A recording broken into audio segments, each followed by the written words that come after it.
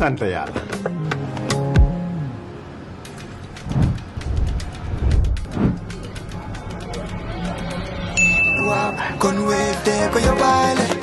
looy xaar utal Wave nga scan nga fay te nag doo ci yokku dara.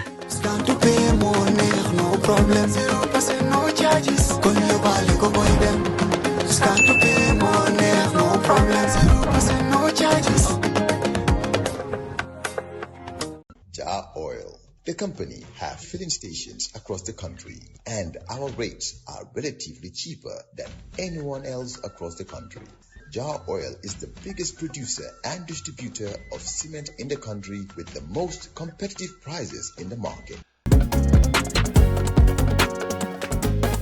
In the Gambia, we all move to different paces. Time is money, convenience is power, and now both are in your hands. No more long lines, no more late payments, no more missed chances. Not anymore. Because now the Gambia has its own super app, Zap. One app, one tap, endless convenience. Send money instantly, pay your bills in seconds, shop without borders, pay your rides, order your meal, buy your ticket, deposit and withdraw money for absolutely free. No extra charges, no hidden fees, only on Zap Super App. This is not just convenience. This is confidence. This is the future in your hands. And the best part, Zap is born right here. Built for us, designed for every Gambian home, every Gambian dream. So don't wait in the past. Step into the future. Download Zap today on App Store and Play Store and enjoy endless free services. Call us today on our toll-free number 1666 or on 260-0001. Zap. All in one. All for you. Tap in. Zap in.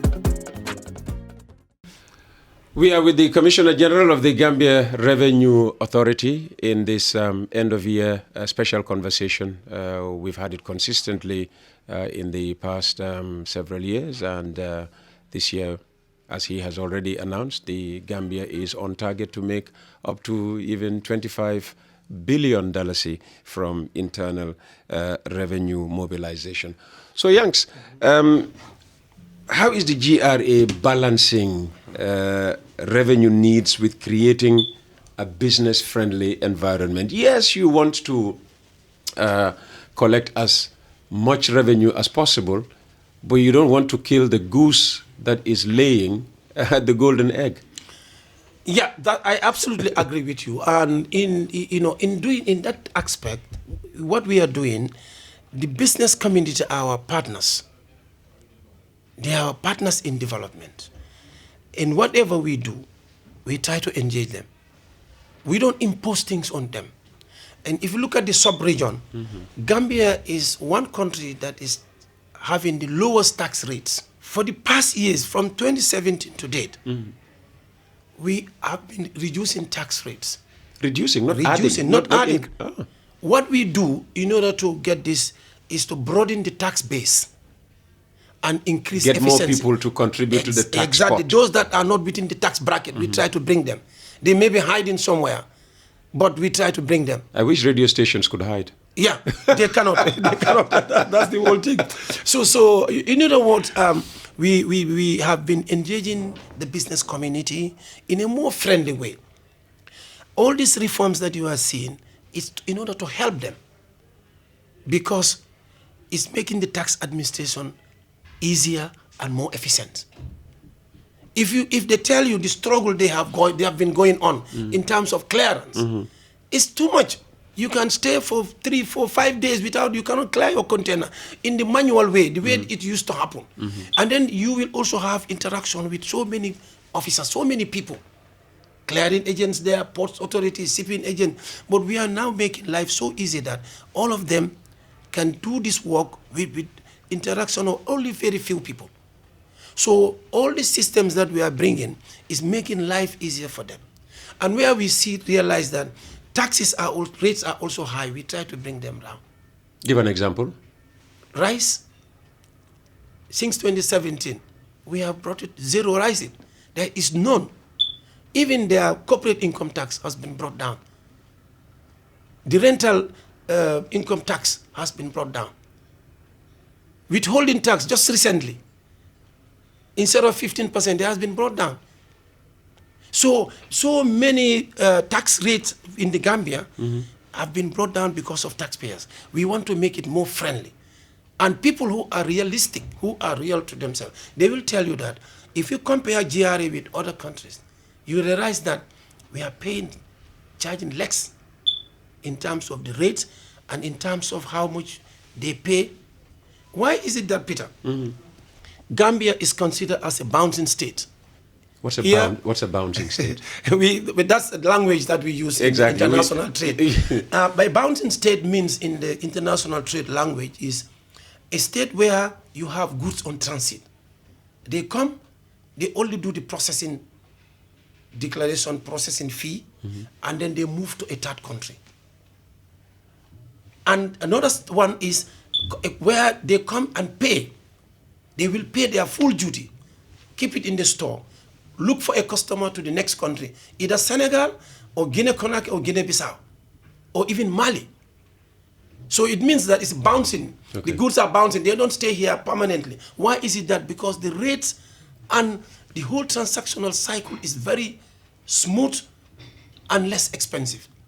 And that is why we have a lot of transits going on in the Gambia. Okay. If you look at even our depot, sometimes you'll have up to 150 trucks. Okay. So we're still that busy because a lot of people are of the perception that we have lost a lot to Senegal since they, improved their port, while we were having all those congestion issues and all of that. No, we still have transit going on, and in large quantity for that matter. Transit is going either through the petroleum site. Regularly, Malians are coming here. We do have obstacles here and there between us and our neighbors. Yes. But whenever it happens, the best practice is we engage them. Okay. Because between us and them, it's only engagement. Okay. Whenever there is an issue, we'll either go there or they'll come here, we'll discuss and we'll solve it, address the issue. Okay. But transit is going and re-export trade is going. Okay. And that is why we consider Gambia as a bouncing state. Very good. And in all that you do, you also consider, the interest of the business community. Exactly. Because that's where most of the revenue is coming. Exactly. Let's now talk about this perception that, yes, we collect a lot of taxes. The Revenue Authority does a good job of that. But how the taxes are used, is still opaque. Yes. So how do you connect the authorities' work to tangible improvements in the daily lives of Gambians?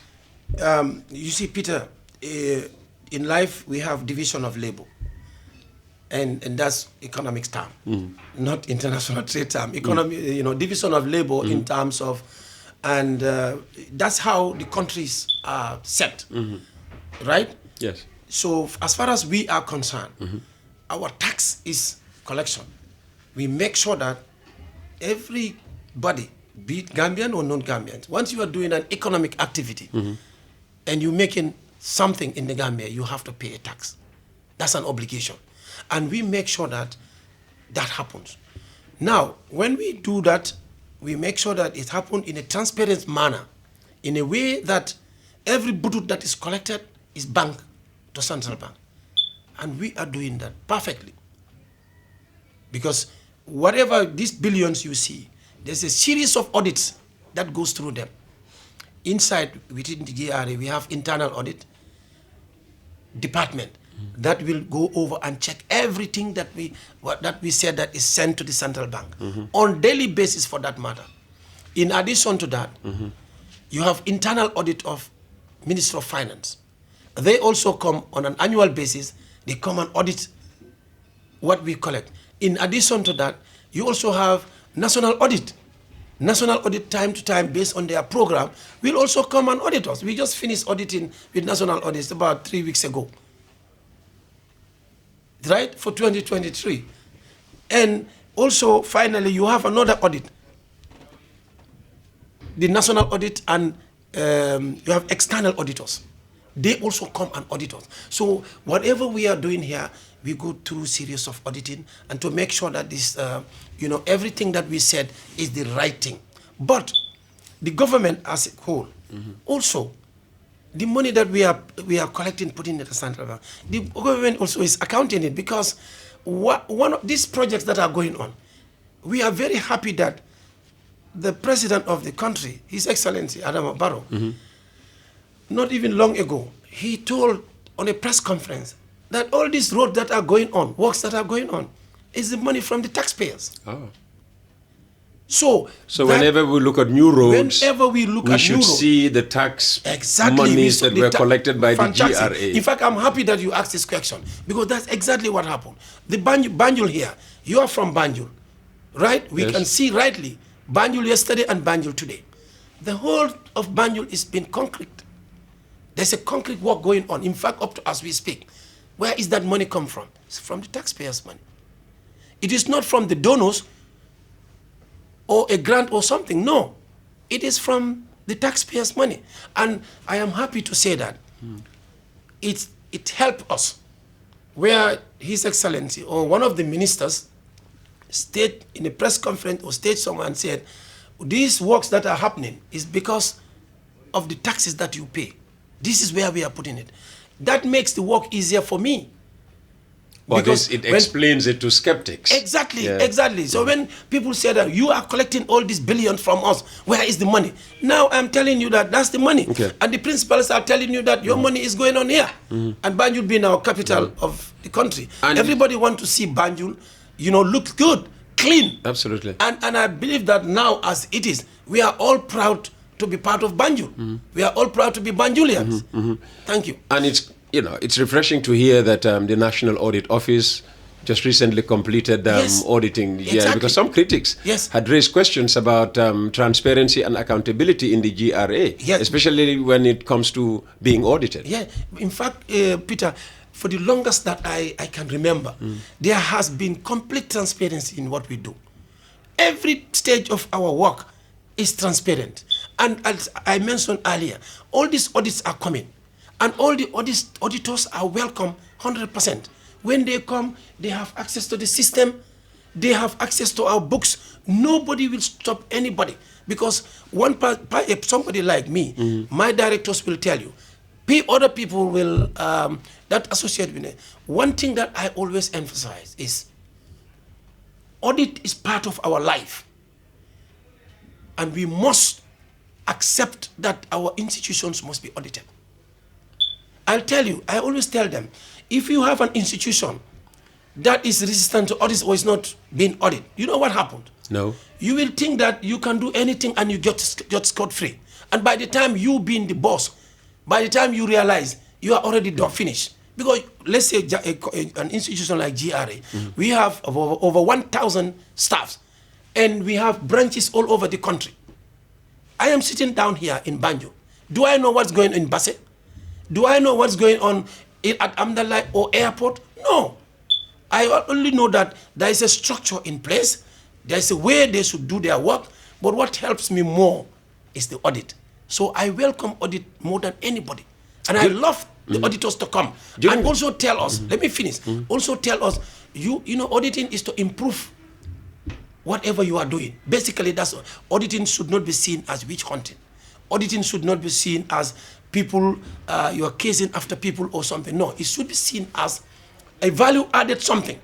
And that's how I perceive it. And that's how I have been handling. Any auditor that comes, I welcome them, and I make sure that they do their auditing. At the end, there is always an entrance to the audit. Every organized audit firm, when they come, they will call what we call entrance meeting. They will come, you will discuss. After, when they finish their auditing, there is what we call exit meeting. They'll bring all their points, and then they sit with the management. They will tell the management, that's what we have seen. It's not the right way. So we are saying that this now, it's up, the management will now come up with those management points. So you said this, but this is available, that's the fact. And that will go out of the audit. 1 or 2 that will be left, those will be seen as these are weaknesses to the system, and then the administration has to work on those ones. So with that, they have added value to the institution. The following year, when they come again, they do. So eventually, you see that the institution will go stronger and stronger. So that is all about auditing. Sorry, I may sound like rushing you, because this one we are going to keep it within the hour. Have you, during the time you have served as Commissioner General of the GRA, ever resisted any attempt to audit GRA? Thank you very much, Peter, because sometimes you hear those kind of talks in here or there or somewhere, but I have never, and I will never resist any audit, because I said audit add value to what we do. I have never resisted, I will never resist it. Every time an audit comes, audit must be very clear. Audit must be very clear. An auditor has to know what he is doing. But if an auditor doesn't know what he is doing, then there's a problem.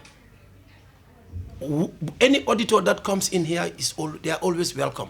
And we give them, to audit whatever they want to audit. And but have you ever had any problem with any auditor? I never have any problem with any auditor. I never have any problem. The only time we have an issue was one audit that came and said he wanted the entire database of GRA. GRA has been existing for years.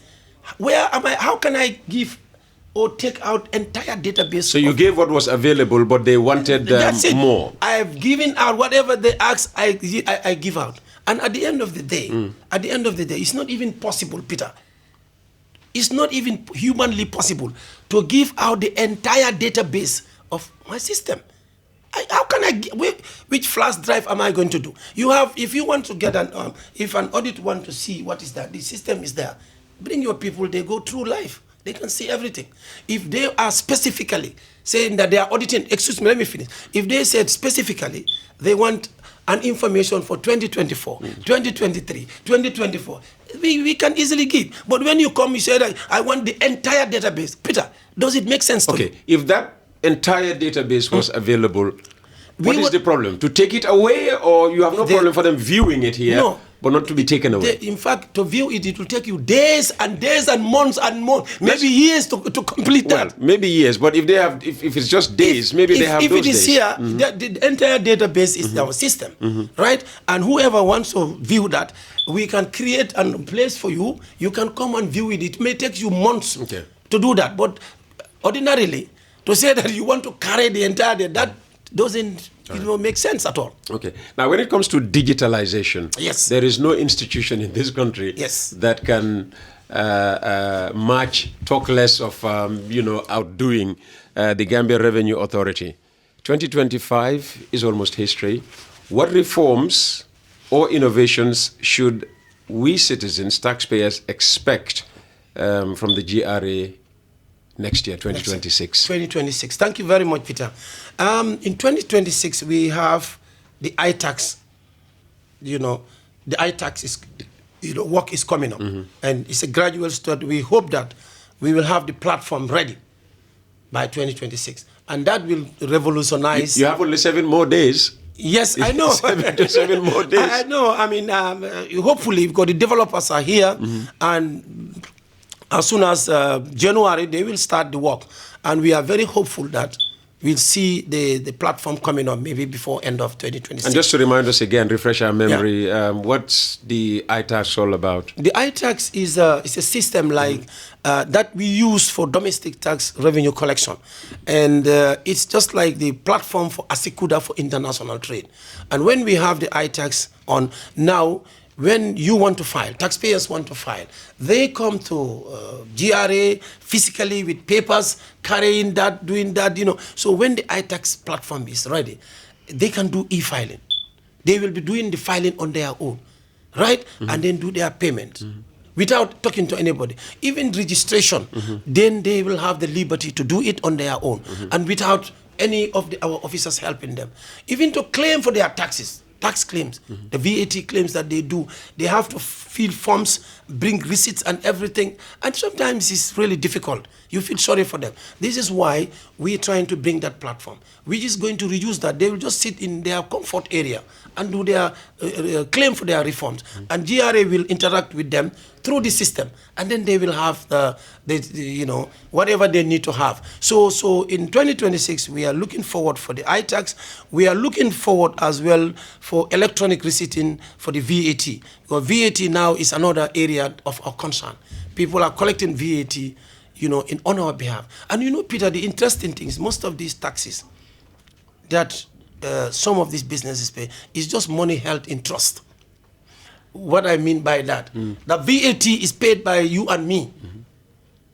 The businessman collected. what he is expected at the end of the month to forward it to GRA. But when he's doing it, most of the time they pretend as they are the one paying it. Do you understand? Yes, I do. So I do. it's a money in trust. The money that is being paid by the OMCs, the oil marketing companies, from the petroleum usage, you pay their road tax, you pay duty, you pay VAT, you pay other taxes. They collect it all. That when the money when they collect it, is with them for a period of a month. When they come to pay it, is it their money that they pay? No. This is the money held in trust. In fact, if it was money they banked and it accrued interest and the interest was paid, that's it. They should pay it. That's it. So they collect the money on behalf of GRA, and then at a specific time, they come and pay. So we are also looking forward for the I'm VAT. going to be very strict on time this time. Yes, and also the second phase of the rental income platform for the waste schools. We're looking forward to work on that so that we can have that one also in 2026. Fantastic. And there's a big one, and that is the revenue assurance. We haven't started yet. I've discussed the revenue assurance with you, and I don't know whether you can remember that I said we look at all aspects of our taxation, and we look at areas where we think we could do improvement, and that is the telecoms, the cell phone companies. They are paying a lot of money, but we believe that we have to have transparency in how much they pay in terms of excise, in terms of the VAT. So that also we are looking forward for the starting of it in 2026. I'm going to keep to script this time. Yes. You have 7 minutes remaining, and I have 2 questions. Okay, no problem. The first one is, what keeps you motivated in this role despite the pressures? What keeps Yankuba Darboe in that seat as Commissioner General of the Gambia Revenue Authority, despite the pressures that come with serving in the role? Well, very good question, Peter. You see, I spent, if not greater part of my life in being a tax collector. That is how I see myself. It's not like I wanted to be when I was in school. It just happened that I left school and I found myself this job. Then one point I tried to develop myself by getting degrees here and there. Went to St. Mary's University, completed degree, and then I went to Webster in the United States. I got my MBA in finance. I went to Duke University to do a special program on taxation. I went to Harvard, to do another program. So all these things that I do, most of them is related to taxation. So, and my experience, and that what I am doing for the country, because all these reforms that I am spearheading, at the end of the day, they are going to be here for the country. It is not Yankuba carrying it at Darboe Kunda. No.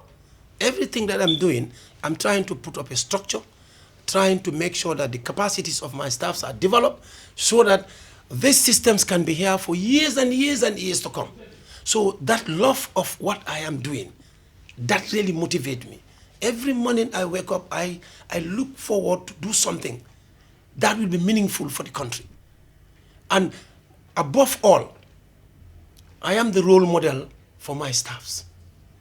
I have to be looking smart. I have to be on top of the work. I have to give direction in what is going to happen here. And they have seen in the past what has been happening. So if I tell them, they know exactly. So at the level of GRA, we have, I'm not saying other institutions, but we have such a cooperation that when CG said this, everybody run to make sure that that happens. Because in the past, they have seen me, and all of them have seen me as the role model. That love that I have for the work, and that is what is motivating me day in, day. And also, I do things and I see results. Since I took over, every year that a target is given, we supersede, we go above the target. And my staffs also, in terms of their individual development, capacity development, is #1 priority. When I was coming over as CG, I have found few graduates. But what I do head hunting. When I know that there's somebody under Peter God, in fact, even from you, I took somebody from you. Yes, Babukar. Yes, Babukar. Yeah. So I look at the whole country. Don't come back, please. No, I will not. I look at the country, whole country, and see, even the IT people who comes to work with us, when they come with a team and I see a smart guy, and then I'll go after that person, bring it part of my team. Even the auditors that comes in here, when I see a smart ones among them, after the auditing, I go after them. I offer them and I bring them on board. So I am very good in trying to bring a team together. And as such now, I have more than 12 ACCA holders. I have over 10 qualified lawyers. I have over 10 qualified lawyers. Oh. I created a legal department because GRA is established by an act of parliament. People can sue us and we can sue people. And we are going to the courts every day. That's why I created a department. There was legal office, but there was no legal department. I created the legal department such that, whoever want to sue us, you can go to court. Our lawyers will meet you there. We'll meet you in court. We'll meet you in court. And we are also taking people to court.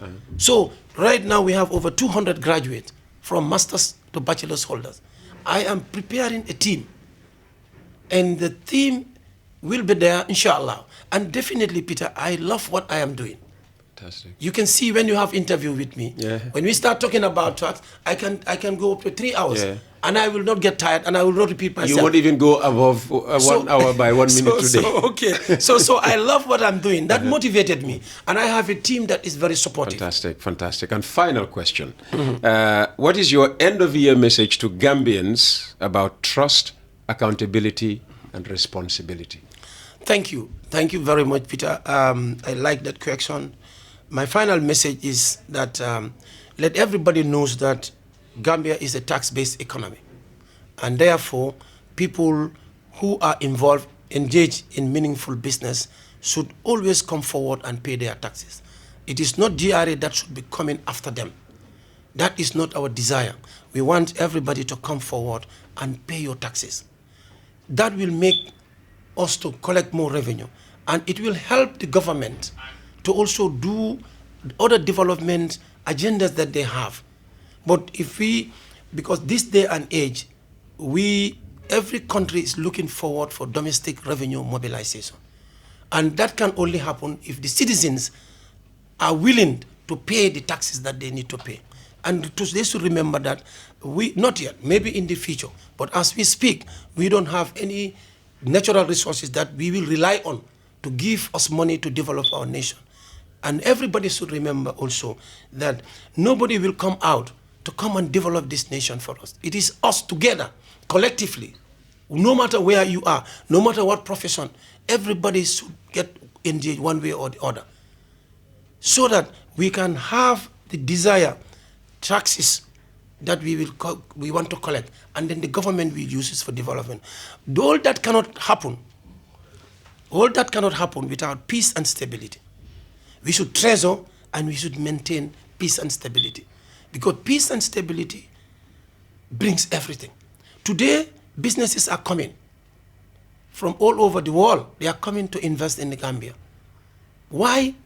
Because of the peace and stability. So peace and stability should be something that all of us should try to guide and make sure that it stays, and then we will be able to do our work. Because GRA will not be able to do the collection that we are collecting now, because we are galloping in terms of what we are doing. We are not running, we are galloping in terms of what, but we are able to do that because of peace and stability. So I want to tell every citizen that this is something that we should all treasure, no matter where you are. You should make sure that if you see something that is not normal, you report it to the right institution. And okay, before I go, Peter, I must say a very good thank you for the government for giving us the enabling environment to be able to do the collection, and also the support from the president and down to his cabinet, the support they are giving GRA, which came during our discussion, that without the political will, we will not succeed in what we are doing. But with the kind of political will that we have, we are achieving an excellent work. We are doing an excellent work. And we want to continue doing that for the interest of the nation. And also the taxpayers. you, the taxpayers, I cannot forget you. I want to say, wish all of you long life and good health, and wish you a happy new year in advance. Without you, the taxpayers, we will not be here. We don't want any businesses to close. We want businesses to be open, because every business that open is an addition for us, because whatever you pay, small or big, is an additional $1 to our collection. So our wish is that, you know, we have more and more businesses, but not to see businesses close. I want to thank the taxpayers, not forgetting my board of directors, the past and the present. They all play a pivotal role in seeing GRA at this level. And finally, my staffs, from my Deputy Commissioner General, no other person than Asa Jallo, you know, and head of tax. I want to say a big thanks to him. All my directors that are here, or that those that are not here, I want to say a very big thanks for them. From the CFC, the Director of Finance, Director of Audit, Head of Corporate and Public Affairs, the Legal, Director of Legal. I'm saying a big thank to all of them and all the staffs, because Peter, the staffs are very helpful in terms of work. I owe them a lot. Yes, I owe them a lot because they are doing everything. So I want to thank them and wish all of them long life and good health. Amen. And I wish them Merry Christmas and Happy New Year. Thank I you. wish you as well. Thank you. Merry Christmas Thank and you. Happy New Year in advance. Thank you, so CG. much. Thank you so CG. much for coming. So that brings Thank to an end Thank our you. end of year conversation with the Commissioner General of the Gambia Revenue Authority. We hope we will live to do another end of year at the end of 2026. Thanks for watching.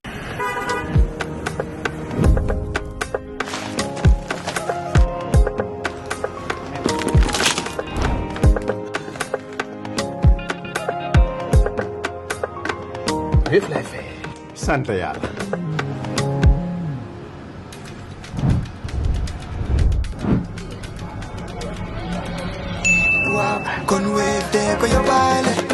looy xaar utal Wave nga scan nga fay te nag doo ci yokk dara.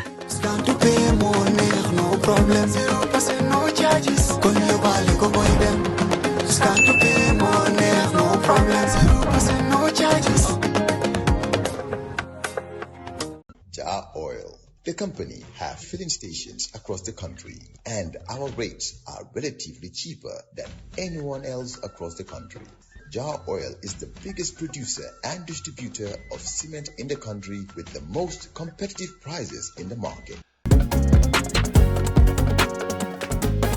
In the Gambia, we all move to different paces. Time is money, convenience is power, and now both are in your hands. No more long lines, no more late payments, no more missed chances, not anymore. Because now the Gambia has its own super app, Zap. One app, one tap, endless convenience. Send money instantly, pay your bills in seconds, shop without borders, pay your rides, order your meal, buy your ticket, deposit and withdraw money for absolutely free. No extra charges, no hidden fees, only on Zap Super App. This is not just convenience. This is confidence. This is the future in your hands. And the best part, Zap is born right here. Built for us, designed for every Gambian home, every Gambian dream. So don't wait in the past. Step into the future. Download Zap today on App Store and Play Store and enjoy endless free services. Call us today on our toll-free number 1666 or on 260-0001. Zap. All in one. All for you. Tap in. Zap in.